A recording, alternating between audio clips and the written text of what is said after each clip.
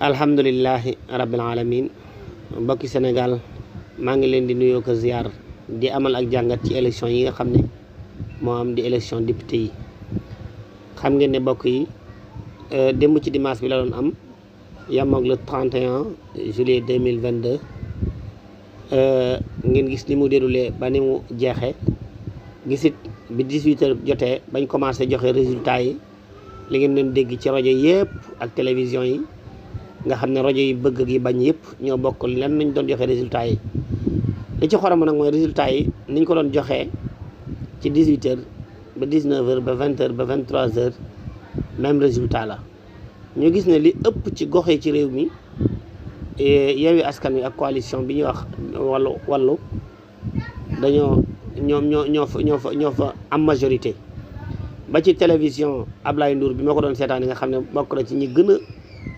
bañ opposition bi te gën a bëgg Macky Sall te yaakaar na mooy télé bi mag ñoom résultat yi bi ñu koy joxe toujours ñi ngi wax ne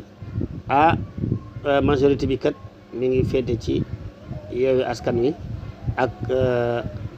coalition wàllu Sénégal nga xam ne ñoom lu ñuy gën a demoon nañ bay tudd cohabitation lu bëree bëri cohabitation la moom yaakaar naa da ngeen ko xam bu baax a baax. loolu biñ demee ba minuit am lu xoromu nag laa di yees ndax li doy waar mooy mënuñ laa gañe ci mbooleem dëkk yi gën a mag ci réew mi dëkk yi nga xam ne yëpp yow yaa ko daan gañe nga perte ca ba noppi daal di bëgg a langaamitu ne man maa gañe. pourquoi parce que benn citoyen yi simple jug na bëgg a gëlëmal xel yi bëgg a nëxal élection yi. loolu nag est-ce que Sénégal nag maanaam ñoom dañuy sukkandiku ci wax kooka Racine Talla maa déglu mu woote directement RTS daan ne boobu en français boobu ba tey maa ngi leen dégg ngeen di wax waxu cohabitation daan ne xanaa xamu leen ni élection yi benn bébé yi da koo gagné largement nga xam ne journaliste bi dafa mel lu tiit moom bi mu koy wax boo ko seetaanee ni dafa jaaxle ma ñaar lañ as ndaw la ak góor gu ne ci wet damaa xamul journaliste RTS man xawma leen bi mu ko waxee góor gi dafa daa mel lu xoolaat daw ngir jaaxle daal bi mu ne bébé yi dafa gagné largement ay ree xaw na koo jàpp xaw naa tiit nag ndax lii dafa xorom ba noppi maa ngi seetaan télé Ablaye Ndour bi li xorom mooy ñuy joxe résultat yi ba mu yàgg ndaw si daan ne man kat jot naa fi léegi Racine Talla joxe na nee na Benno Bokk Yaakaar gagné na largement élection yi. Racine Talla moom mooy kan ba ay waxam rek dañ ciy sukkandiku rek jàpp ne loolu moo am ñu dox tuuti li ñu wax naan naar bu ndaw bi lu wax ci naar bu mag bi la ko déggee may kii Mimi Touré daal def conférence de presse daal ne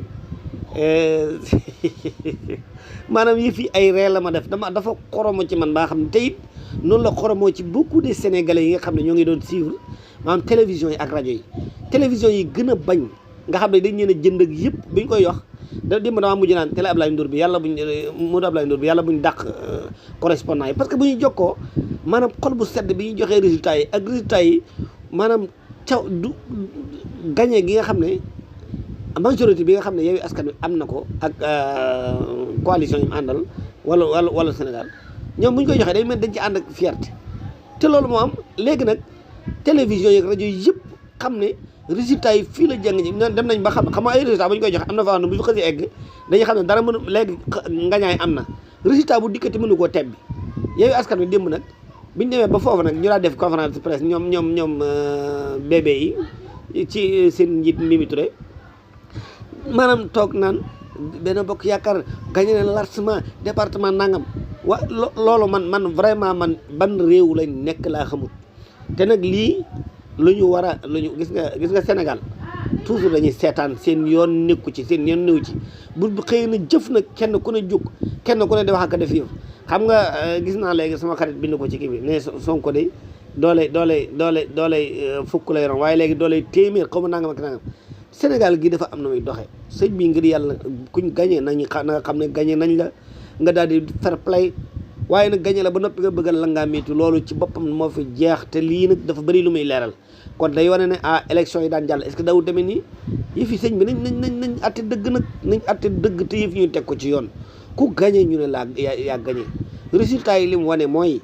maanaam buñ koy tàmbalee joxe ba léegi nag ñun ñu ngi xaar conseil constitutionnel ba xam ñoom lii ñuy wax ca la ñuy jot gi ba xam ñii la ñuy déglu wala ñoom dañoo am seen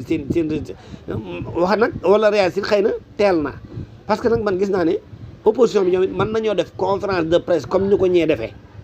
teel a wax seen i dëgg ñoom it bu ko defee nag di xaar ci pandaw gi ba xam ñee la ñuy dogal ba xam ñoom dañuy ñëw ànd ca la Racine Talla beru wax wala la Mimi Touré beru wax wala nangam